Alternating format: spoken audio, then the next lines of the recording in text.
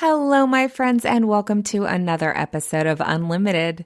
Today, we are continuing our money conversation with my friend Erika Tebbens, who is a marketing strategist and sales coach for ethical entrepreneurs who want to increase their impact and income without complex sales systems, sleazy sales tactics, or battling burnout. With 15 years experience running successful businesses, from solo operations to multi-million-dollar retail teams, she knows there's no one perfect way to operate, only one that's perfectly aligned with your strengths, values, and vision. She firmly believes in the power of authentic, relation-based sales and marketing to empower entrepreneurs to grow their businesses sustainably and with more satisfaction. And she's passionate about helping women and gender-expansive business owners grow their revenue with more ease because money makes change happen in the world. You can learn more from her each week on her podcast, Sell It, Sister. As you can probably tell from her bio, Erika and I are totally resonant, and we had such fun with this conversation, really digging into taking action as an ethical entrepreneur, learning and living in your values, continuously doing better, creating sustainable systems that are aligned with you, and experimenting and becoming resilient, and of course, making money.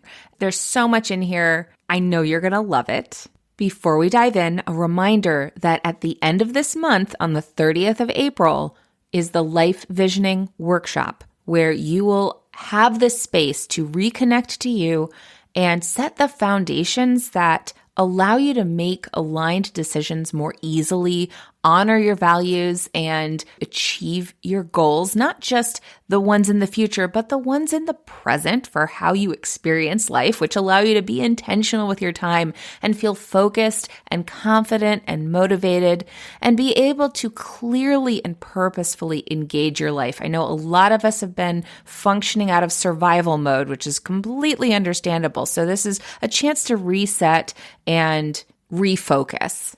What we're going to do in this workshop is center and clear your head, design a holistic and actionable vision for yourself.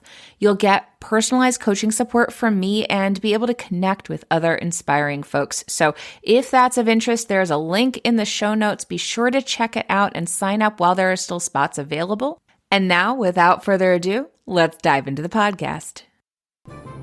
Hey there, I'm Valerie Friedlander, Certified Life Business Alignment Coach, and this is Unlimited. This podcast bridges the individual and the societal, scientific and spiritual, positive and negative, nerdy and no, there's just a lot of nerdy. Come on board and let's unlock a life that's as badass as you are.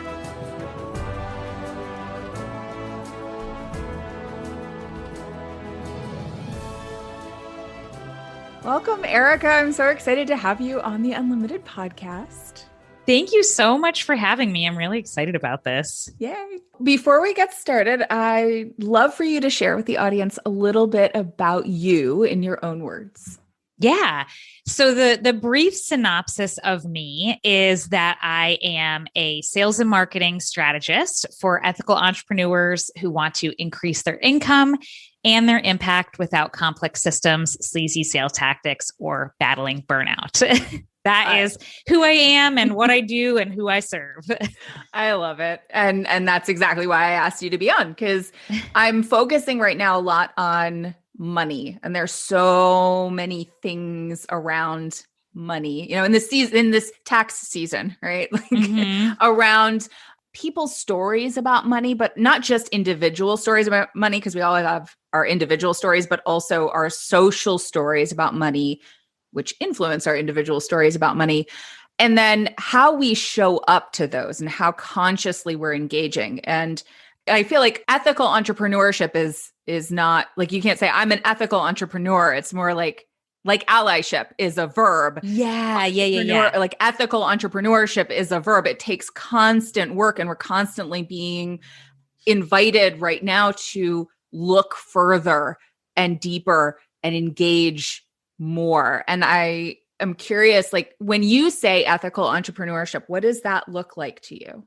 Yeah, I love how you mentioned allyship. And I also kind of equate it to like, the idea of like love is a verb, like Yeah. it's like action that you take, not just like words. So for me, I kind of live and breathe by the Alice Paul quote, the deeds, not words, who she was a suffragist, American suffragist, because I really feel like words are great, right? Like it's important to have conversations. It's important to listen and hear each other, and speeches like inspire action.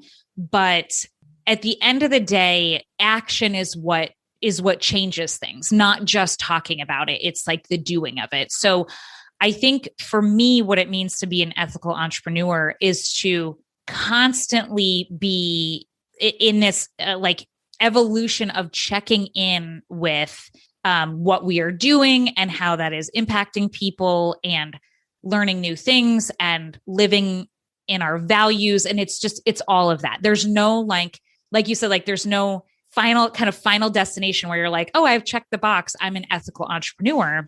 I feel like there are always layers to that onion that we are uncovering, where we're like, oh my gosh, I didn't even realize that was something that might cause harm, or might be exploitative, or might be manipulative, or whatever. Like, because these things are so normalized, they're so common, that it's easy to think like, well, I don't know, it seems like everyone is doing that, so I guess I should just be doing it. So it's being curious and checking in. And then when you realize something maybe isn't great, is, taking that action so that you can keep influencing people in a more positive way with your work.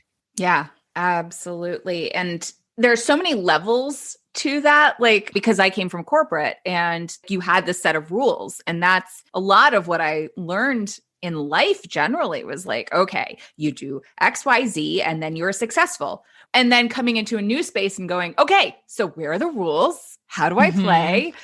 And not realizing that actually, oh, you get to make your own rules. Like, that's kind of scary to step into. Like, but what if I make the wrong rules? What does that even mean? And I love some of the things that you talk about, of like how you create your own rules, especially when it comes to being an entrepreneur. And a critical component of that is making money. If you're a business, you need to make money. So what does that look like when you work with somebody around creating their own rules about doing business and creating a business that allows evolution to happen?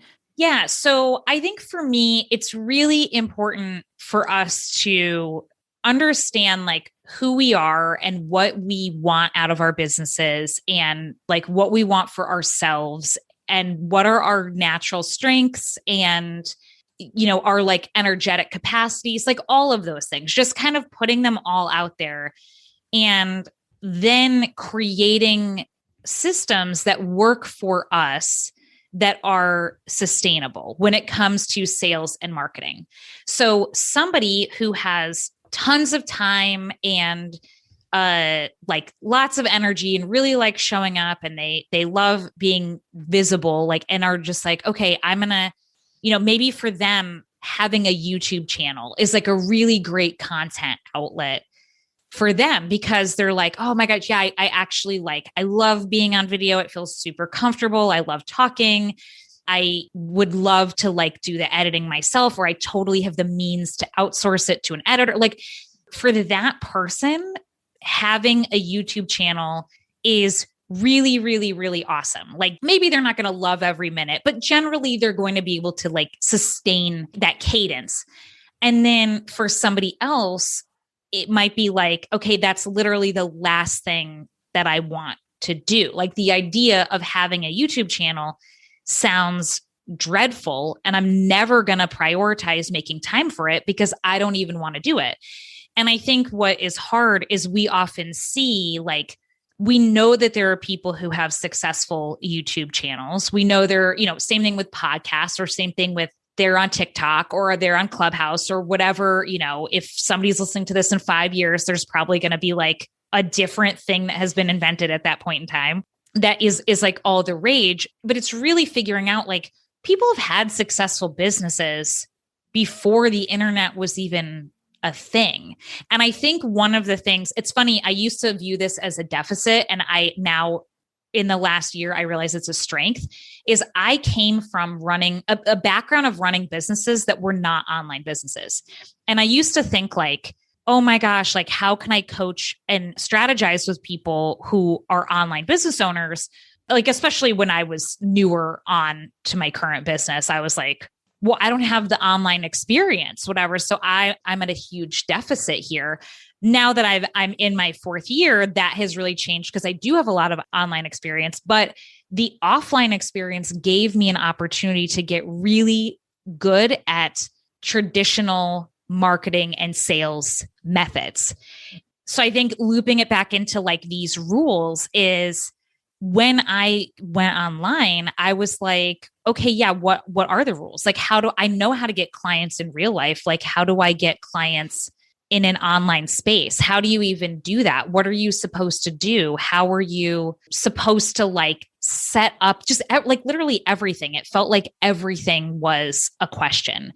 And so yeah, it was through that. It was like recognizing like, oh, wait, if I just go back to what I know to be true and I check in with what feels good for me, and I honor that what is working for somebody else might be great for them, but it's not necessarily going to be great for me, that's okay. Like, I don't need to duplicate everything I see other people doing because it doesn't necessarily mean that it's going to be something that I can sustain. Maybe I could do it for like a month, but if we're talking long-term, like I just don't know if I could keep it up. And if I can't keep it up, I'm not going to be consistent. And if I'm not consistent, I'm not going to get the results. So it's kind of like, why bother?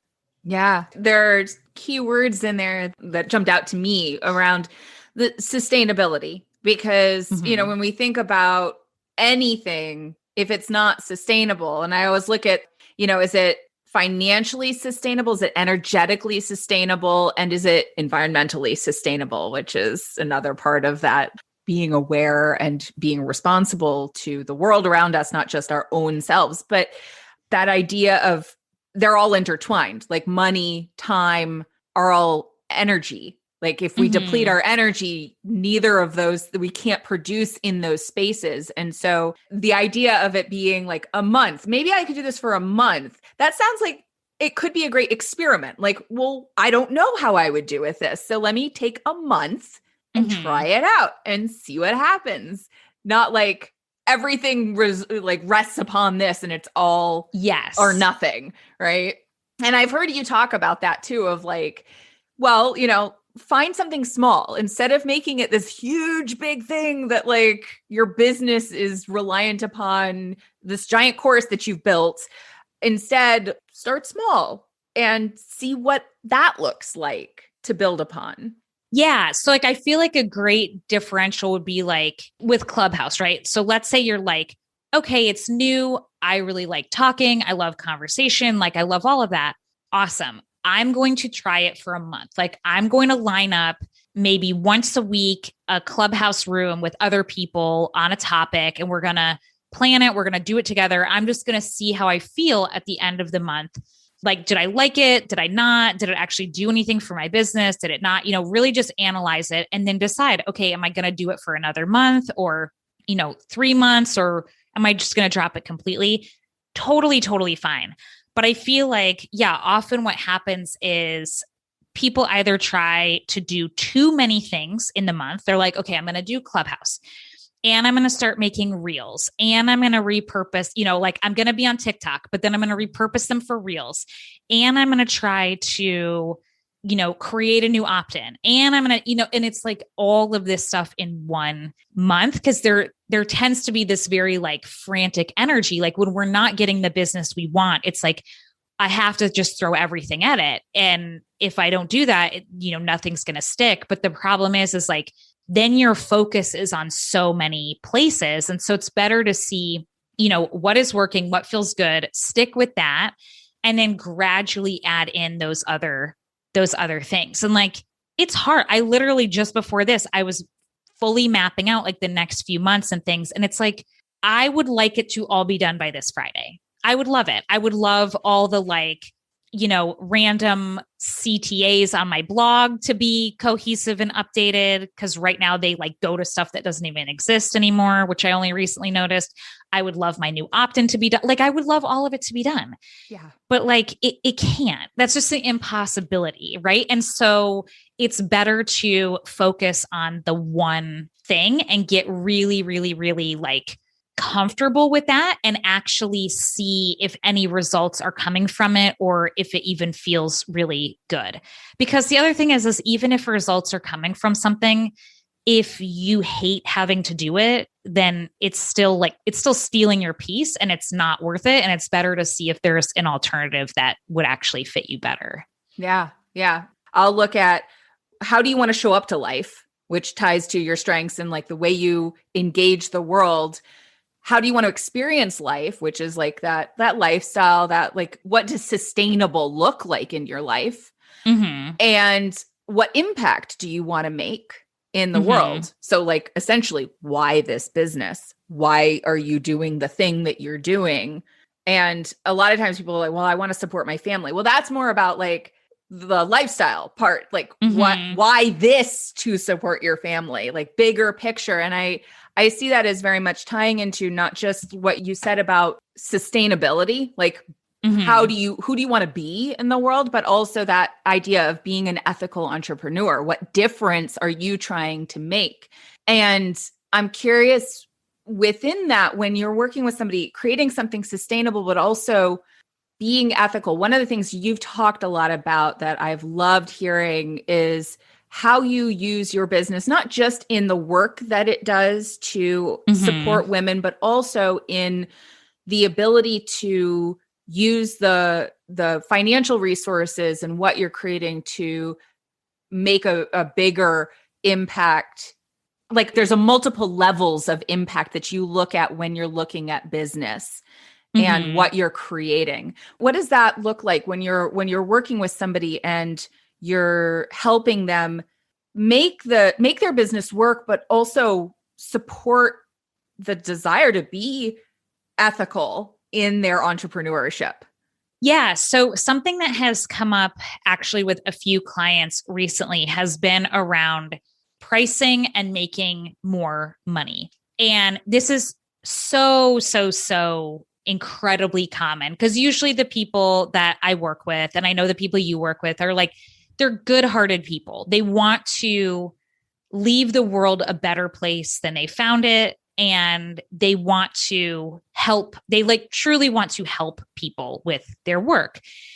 So often it comes up in terms of feeling like, well, I have to keep my prices as low as possible to make it accessible.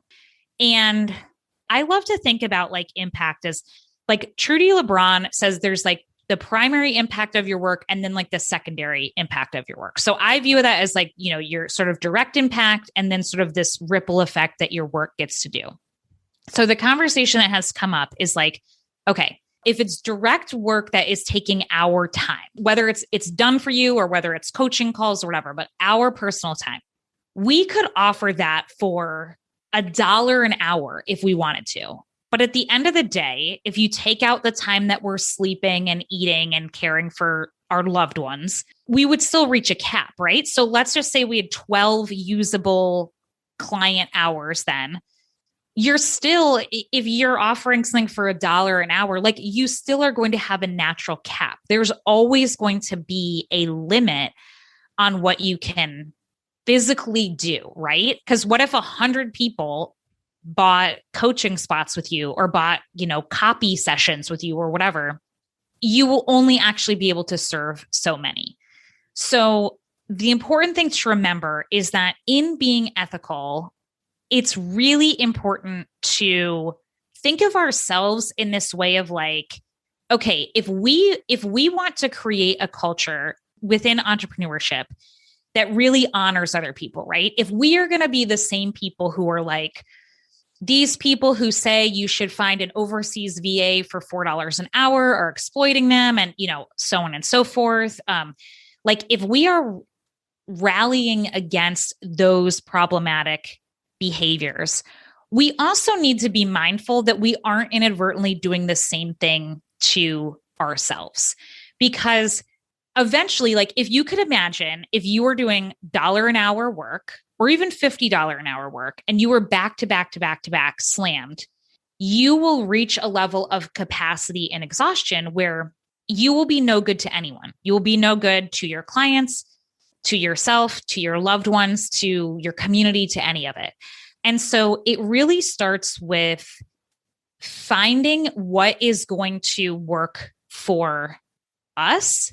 And again, obviously within the context of, like, we shouldn't also artificially put these giant price tags on work that doesn't deliver that, like, level of result. But usually that is not the case. Usually what is happening with my clients is they are massively over delivering and frequently undercharging.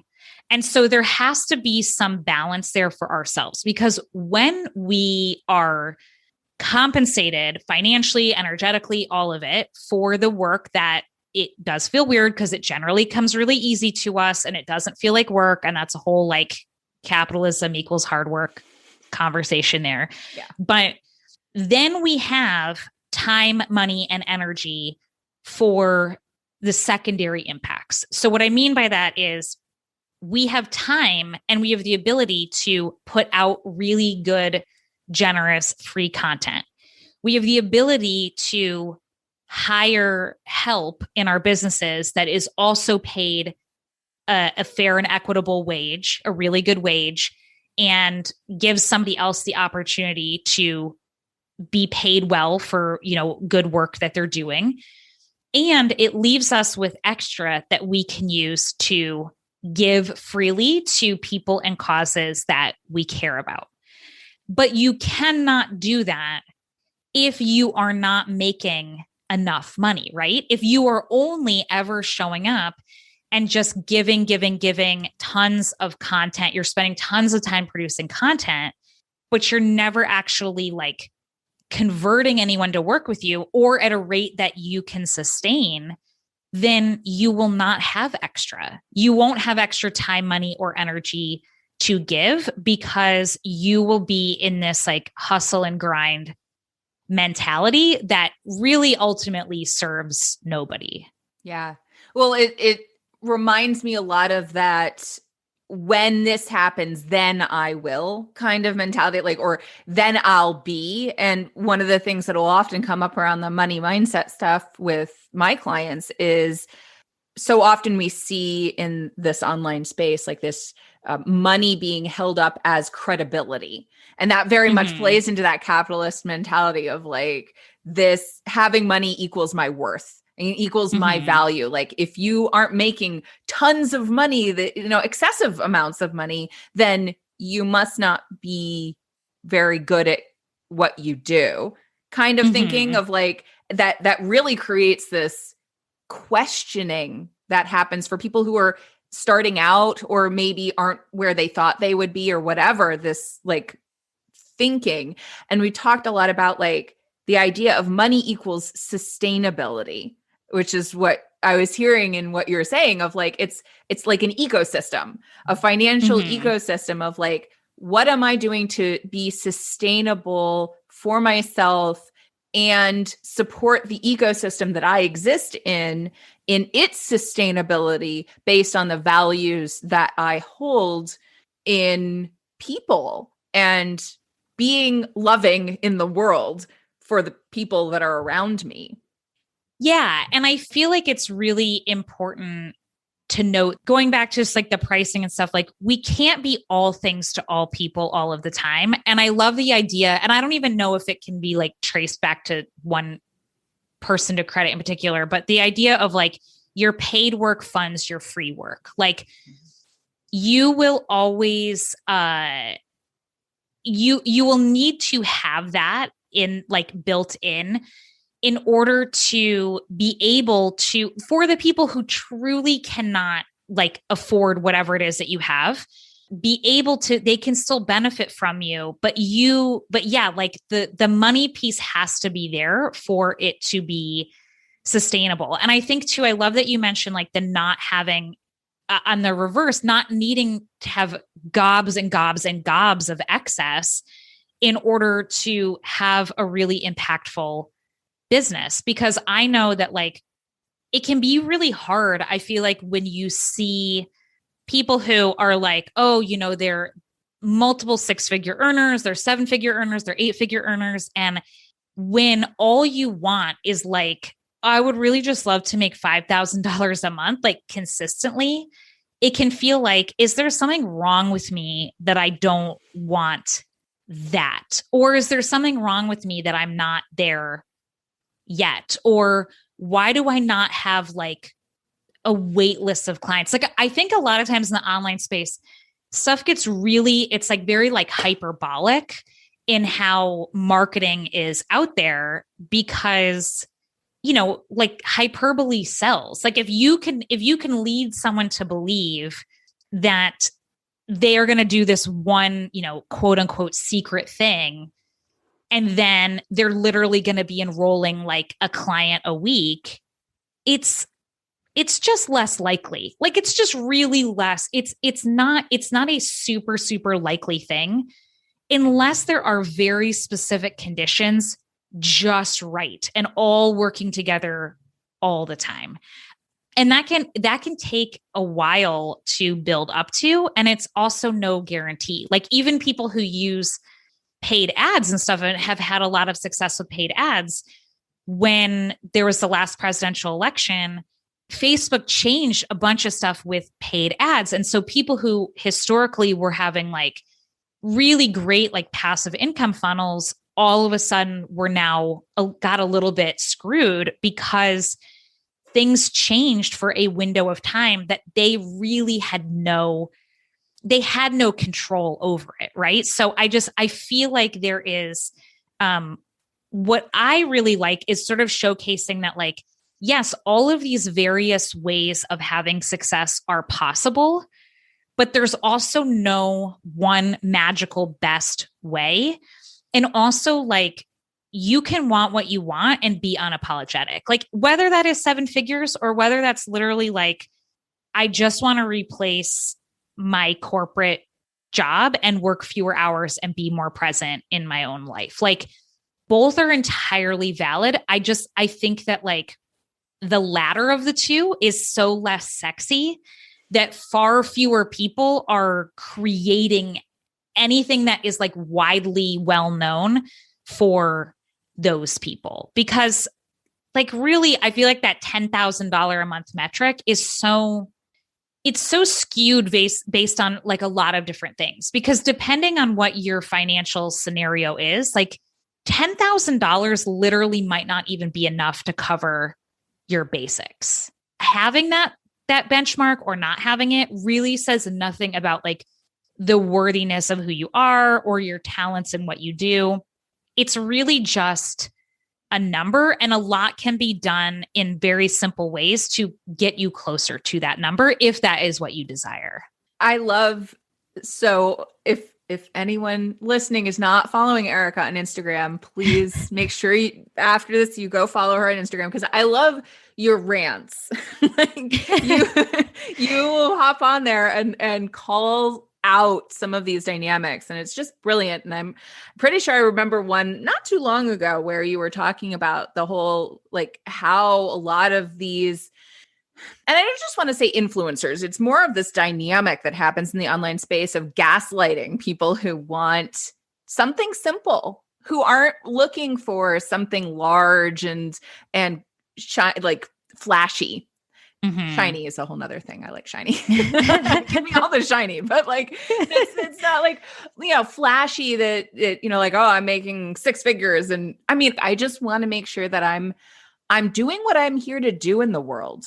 Like that I'm doing that work. I am providing quality work with what I'm doing in the world, and that I'm supporting the people that I care about and the causes that I care about, that I'm able to contribute. And if it's only like when I'm this, then I will.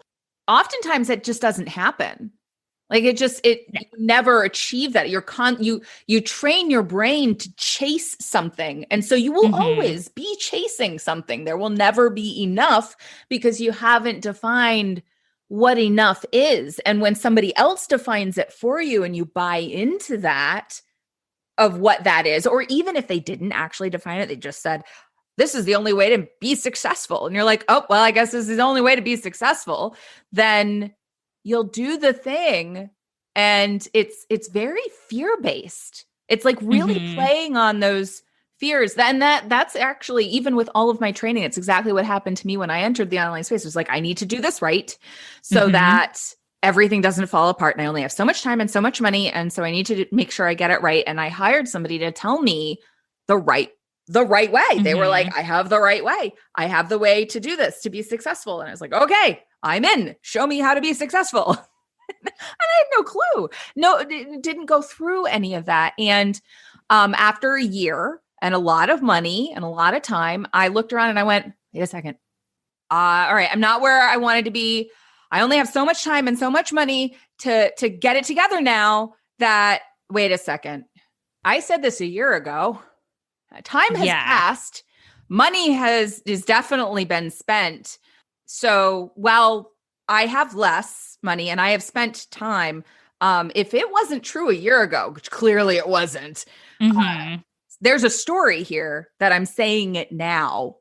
And that like gave me a lot of pause around exactly what you're talking about of like, what is success? What does it look like to be sustainable? And actually building from that place of self-possession. That's kind of like the word that's coming to me is like, be self-possessed. If you're a self-possessed, then you're not looking for something external to you to make you okay and thus make you able to make money. Yeah. Yeah. And that's such an excellent point. And I think that, I mean, listen, like we are all still currently susceptible because at the end of the day, like, you know, we are human animals and our brains work very well to do some very specific things, which is, you know, keep us safe and keep us small and, you know, all these survival with instincts. The herd. Stay with the herd. Be accepted. Stay with the herd. Rejection is, you know, it's a death sentence. So all of that. And so, you know, it's really, and there is a lot of things in marketing that are meant to make you kind of question your inner truth so that you are like, oh, maybe I do need this thing, right? Like, so it can be really hard, especially when the people around you are like, oh my gosh, like I love this thing, or I love this program, or I got so much value from it, or, oh, I'm joining this, or I'm investing in this, or, you know, whatever the thing is, or you read testimonials and you're like, okay, well, it must just be true then. It must mean if all of these people have had success, like then it must just be destiny that I will as well. But again, like going back to the experiment, like the conditions for those people could have been such that it was working more in their favor. Like, which isn't to say that like all of our testimonials are BS or anything. Like, obviously, like we get people good results and stuff, but I feel like it's, you know, especially when it comes to really like the large scale, the big launches that we see that have had, you know, thousands of people go through these programs, is like, you're only getting like the best results, you know, showcased to you. And so when we, you know, join, when we spend the money, when we spend the time, and then something feels off for us, even if the program itself is totally fine, it's just not the right thing for us, it can be really hard because we're like, well, aren't I supposed to want to follow this? Like, isn't this supposed to be the best way? It's worked for all of these other people. So shouldn't I just suck it up and like do it? Am I like, are these limiting beliefs? Are these upper limit? And it's really hard. Like, and I will say my biggest struggle constantly asking, is this my intuition or is this just conditioning? Is this what I think I should, or is this my internal voice? Because I think that we are so conditioned to not listen to our intuition that it becomes detrimentally difficult to be able to discern the two voices. And because our intuition is like often leading us away from the status quo, from the herd, it's like our whole body is like, this is dangerous. What you're doing is dangerous and it will not work. I am just an incredibly stubborn person who is like, yeah, but I want to see if I can do it my own way and if it works. And I can say that like at this point, after being in tons of businesses for years and years and years, that like, yeah, I found a way that I can make an income that I feel really proud about. I generally never work more than 25 hours a week by choice. Like that feels really, really good. And still, I am at no perfect peak of the mountain. Like are still like doubts and questions and wantings and wonder, there's still all of that. And the, like what you said about like, when you get there, I'll be happy. I feel like the most common one is, when I get to six figures, I will be happy. And I can unequivocally say that money can make your life a lot more comfortable. It can give you options. Like it can definitely do a lot of good. But in terms of true happiness, no, because all that happens is the goalpost just keeps moving down the field. And then, yeah, for sure, just because I've worked with enough people who are making that level of income, whether it's as an entrepreneur or in corporate.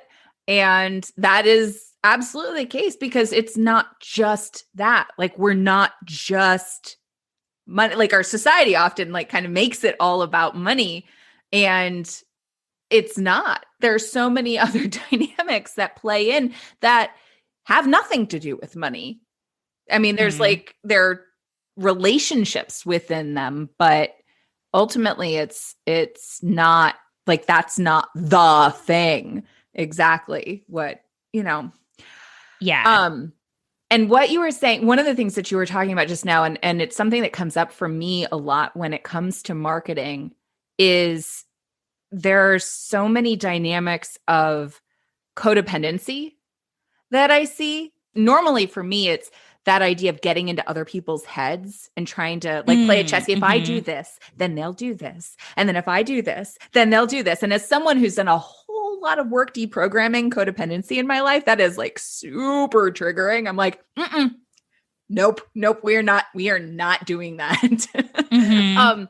But there was another piece kind of going back to that gaslighting of like self-doubt that comes in of like, if you're not responding to this, then what am I doing wrong? Or if this doesn't work for me, then something must be wrong with me.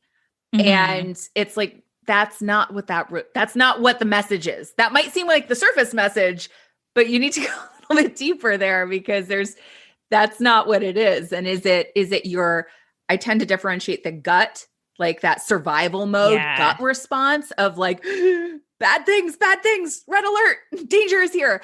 And the intuition that's like that spiritual center of like, no, I'm meant for, like, I'm called into something different, which is scary, but that's what I'm called to do. And it, like, the idea of having faith, whether you're someone, however you define that, of like that self-possession and that knowing that you're connected to something bigger, whatever that is, however you envision that to be. Yeah, because I think it's very much this thing of like, well, I have figured out how to do it this exact way, like this very specific formulaic way, and I'm teaching it to you in this program.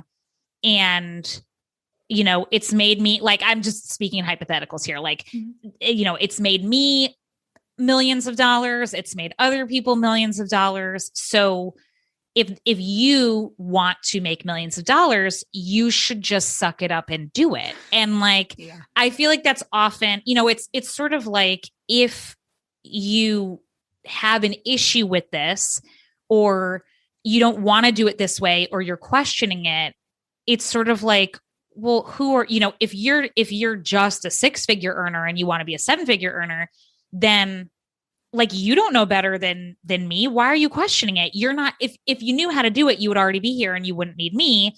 So just do it. Right. I feel like that's kind of, and that's just like one example. I feel like there's a lot of different ways. Like if it's somebody teaching, webinars or something like that, and you're like, okay, but I kind of don't like the flow of like these slides. Like this doesn't feel natural. This doesn't feel like how I would talk or how I would relay information to people.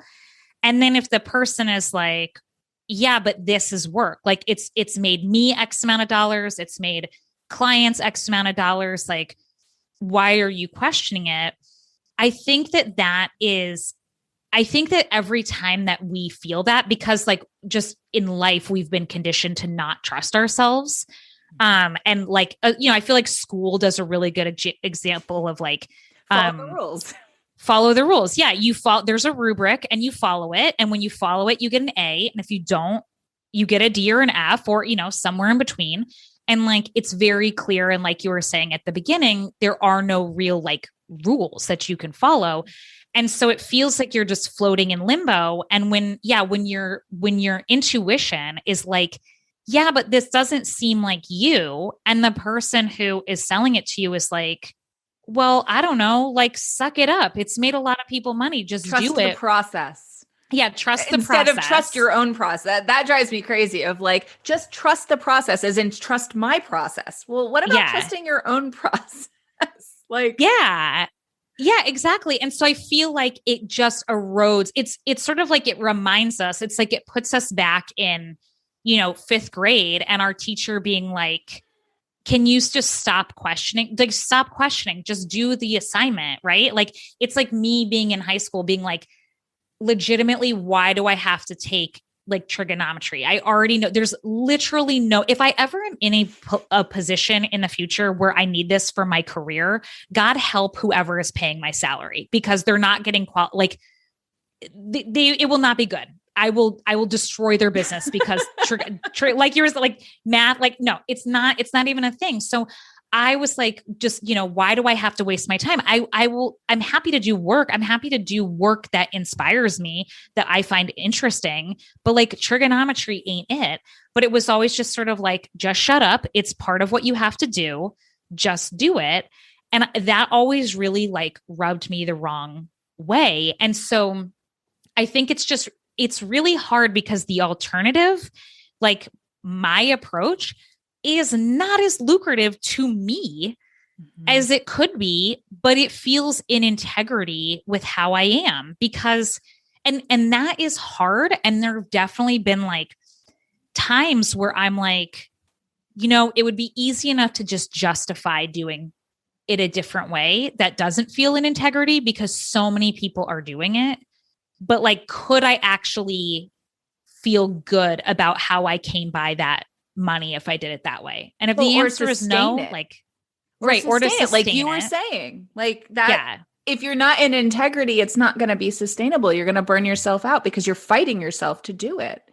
Yeah. Because you're like, like your soul voice is going to be like, no, it's going to be screaming. And eventually you will maybe not physically burn out, but you will mentally and emotionally burn out from whatever it is. And yeah, so I think it's just, I don't know. I think it's really, really important, I feel, to be honest with people, to give them agency, to, set them up for success early. And also to like, I'm very clear with my clients. Like, you never have to do anything I tell you to do. This is not mandatory.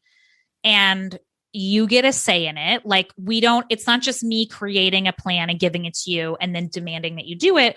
It's co-creating a plan that you're going to feel good about, because if you feel good about it, you'll do it. And when you do it, that is when you get the results. Yeah. Well, and you probably, like, I have clients who make way more than I do because I have of clients who make more than I do too. What they do and what's important to them and the way they want to work in the world. Like, it's just, it's not about, like, we create this ladder mentality around, because somebody's making more money, therefore they're above me and they know more and I should listen to them, because we have this tendency, like you were saying, we're trained at a young age to listen to the authority figure, and whoever is wearing that hat of the authority figure. Well, what would it take for you to put on your own hat of authority of your life? Like, in a business, it's yours. What would it take for you to be the authority? And what you were saying about, like, it feels really uncomfortable to step outside of that herd and do that. I think it highlights the reason why it's so important to have support and a support team to be behind you and be with you, even though they're not necessarily doing the same thing and on the same exact pathway. Like, some of these, these systems follow this system, but like that they're also doing that work too. And I know I could talk to you all day. So we're coming near the end. And I know you have some great programs where you bring together people and you also help them create repeatable processes for themselves. Would you tell us a little bit about that? Yeah. So I have an intensive program that is it's two parts to it. It's called Rad Clients on Repeat. So it's a 90-minute intensive experience, if I could talk, oh my gosh, that is where we meet up and I look at, your business and an offer that you want to be enrolling more people into, and figure out a sustainable, streamlined marketing plan that is going to work for you, that is meant for 90 days. Because again, remember, like, we need to kind of see over a period of time what is actually working. But then it's not just you get the plan, you have the plan, like, good luck to you, you're on your own, but it is that support you just mentioned. So it's 90 days of support on the back end that will help you as you start to implement the plan. And there's always ways, like, as you get the plan down and you're doing it and everything, and you're making more money, if you want to then outsource parts of the plan, you absolutely can. And I'm all for leveraging the talents and time of other people who you can bring on to support you as well. But at least you will then be able to know, like, what is working, what is not working, what do you want to keep doing? What do you want to get rid of? And then reassessing, okay, what of those things can you keep doing, but doesn't necessarily require you to be the one to do all of it. Because there's nothing that says, like, forever in a day. Like, even though I love marketing and talking about marketing, I don't even do 100% of all of my own marketing. There are things that I outsource, but I feel like it's important to be empowered around why you're doing the things that you're doing, so that you're not always at the mercy of the next TikTok or Clubhouse or whatever trend comes along, and you feel like that you need to jump on the bandwagon or you're going to be left behind. So again, it's called Rad Clients on Repeat. If you go to radclients.com, you can learn all about it. And there is an application, because also, like, to practice what I preach, I want to also make sure that the clients who enroll in that are a right fit. So I will make sure if you have the greatest chance of success, then I will say yes, and it's all good. And if I really don't feel like it's maybe the right thing for you yet, then I have other alternatives as well. So yeah. Awesome. I love it. Well, we'll have a link in the show notes for anyone who wants to check that out. And before we wrap up, I have two questions I like to ask my guests. The first is, what does it mean to you to be unlimited? I feel like, to me, unlimited means constantly checking in with beliefs and ideas that have been put on me as to my own limitations, and then asking, is that really true? And do I want to do something different instead? So it's essentially like, what is the status quo? And do I need to limit myself just to that? Or can I find a different way of being in the world that serves me and other people better? Awesome. And the other question is, when you want to feel unlimited and take off those limits, what song do you like to listen to? Yeah. So it's always Beyonce's Freedom from the Homecoming live at Coachella. Like if I need a boost, it'll be that, or a song that I crank to like 11 whenever I listen to it is Dolly Parton's Seven Bridges Road. Like I will just so loud, I will put that on and it gets me going every time. Awesome. I love it. Well, thank you so much for being here, Erika. I've really appreciated this conversation. Yeah, thank you for having me. Thanks for listening. I so appreciate you being here. If you got something out of today's episode, please share it. Leave me a review, take a screenshot, and post it on social with a shout out to me.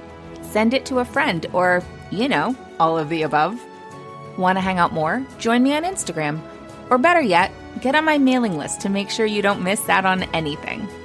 And remember, your possibilities are as unlimited as you are. Allow yourself to shine, my friend. The world needs your light. See you next time.